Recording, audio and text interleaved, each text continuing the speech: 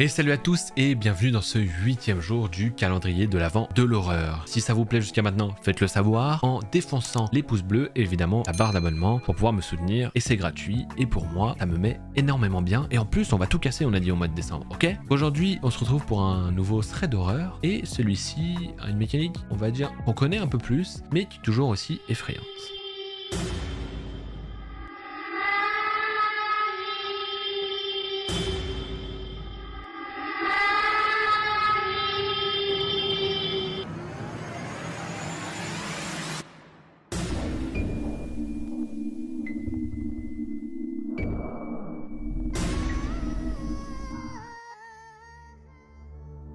Cette histoire, c'est l'histoire d'Adeline et Adeline nous explique qu'elle se passe alors qu'elle vivait à Paris et qu'elle rentrait de l'université. Elle prend le bus pour rentrer, etc. Et alors qu'elle est dans le bus, elle se sent mal à l'aise. Elle lève la tête et elle voit un homme qui la regarde avec un regard qu'elle dirait bestial. Elle se sent mal à l'aise et elle se dit qu'elle va sûrement descendre un peu avant son arrêt pour ne pas descendre à l'arrêt auquel elle descend d'habitude pour pas lui montrer où elle descend d'habitude. Compliqué comme explication, mais vous avez compris. Donc, elle dit qu'elle fait comme dans les films, elle attend que quelqu'un appuie sur le bouton pour descendre, elle se lève pas, et au dernier moment, au moment où les portes vont se fermer, elle saute du bus et elle court. À ce moment-là, elle se dit bon, que c'est bon, elle l'a semé, sauf que lorsqu'elle se retourne, elle voit toujours ce mec qui lui fait un sourire terrifiant.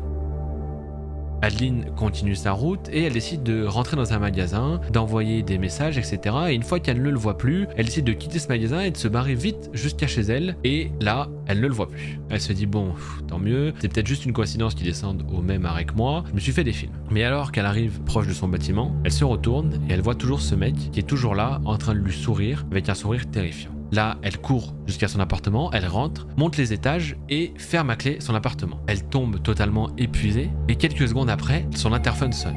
Comme une idiote, comme elle le dit elle-même, elle répond qu'elle n'aurait pas dû faire puisque maintenant, il a son nom. Quand elle répond, elle entend aussi que tous les autres interphones sonnent, c'est parce qu'il a sonné chez tout le monde en espérant que quelqu'un lui ouvre. Et au moment où elle répond, vu qu'il y a son nom sur l'interphone, il dit simplement « Adeline ?» Là, elle est pétrifiée. Elle ne sait pas quoi dire, elle est totalement terrorisée.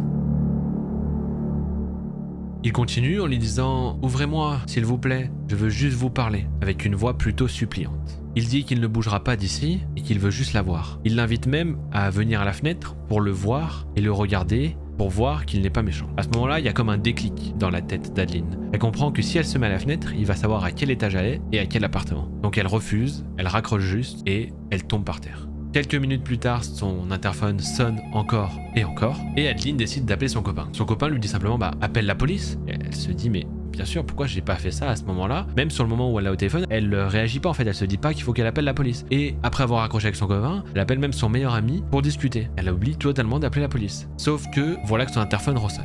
Elle le prend et simplement la personne dit j'ai soif, ouvre-moi s'il te plaît. Adeline est totalement tétanisée et paralysée. Elle est effrayée mais au plus haut point. Vous imaginez? Moi j'imagine très bien parce qu'au moment où j'ai lu ce thread, j'en ai eu des frissons. Et Adeline nous explique qu'elle aussi, elle a eu des frissons sur tout le corps. Il continue. Ouvre-moi, Adeline, j'ai tellement soif. C'est comme si elle pouvait sentir que lui-même sentait qu'elle était apeurée. Bref, elle a fini par raccrocher. Elle dit qu'elle avait tellement peur de faire le moindre bruit qu'elle avait même peur de respirer. Pourtant, elle savait qu'il ne pouvait pas l'entendre, mais elle avait ultra peur. Elle a fini par s'endormir d'épuisement et l'interphone a encore sonné plusieurs fois pendant la nuit. Elle s'est réveillée le matin, totalement effrayée de quitter son appartement et du coup, elle a appelé son père qui est venu la chercher. Quand ils sont descendus, ils ont ouvert la boîte aux lettres et dans la boîte aux lettres se trouvait une lettre où il était écrit « Tu aurais dû m'ouvrir, Adeline. J'avais juste soif. » Voilà sur quoi elle tombe et son père et elle décident d'aller voir la police. Ils prennent ça très au sérieux et disent qu'ils vont faire donc des rondes autour de la maison. Son père fait intervenir une entreprise pour mettre un digicode sur l'immeuble carrément et il prévient tous les autres voisins de ne pas ouvrir s'ils n'attendent pas quelqu'un. Elle n'a jamais revu ce harceleur et les jours qui suivent, son père se pose devant l'immeuble avec ses amis pour vérifier qu'il n'y a personne. Le père, il n'est pas là pour rigoler. Ok, il n'est pas là pour vous faire marrer ou quoi que ce soit, il est là pour vous démarrer, si vous touchez à sa fille. Et il a bien raison. Démarrons ce petit con. Bref, après ça, elle a pris encore un chemin différent pour rentrer et elle tenait toujours fermement son téléphone dans la main pour appeler quelqu'un en cas de problème. Elle est toujours traumatisée par cette histoire, même si ça fait un moment que ça s'est passé. En même temps, on peut le comprendre. La mécanique est horrible.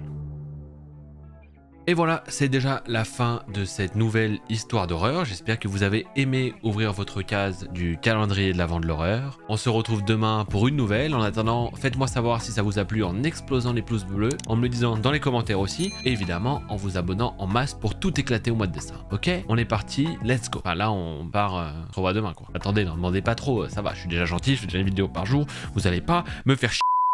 Évidemment, je rigole, calmez-vous, calmez-vous, je me sens hué. Déjà que j'ai été absent pendant je sais pas combien de temps, on m'a déjà hué, maintenant on me hue encore, mais en même temps je suis un connard. Bref, sur ce, je vous dis à demain la famille, et je vous souhaite une excellente nuit, matinée, journée, ce que vous voulez, et je vous fais un bisou.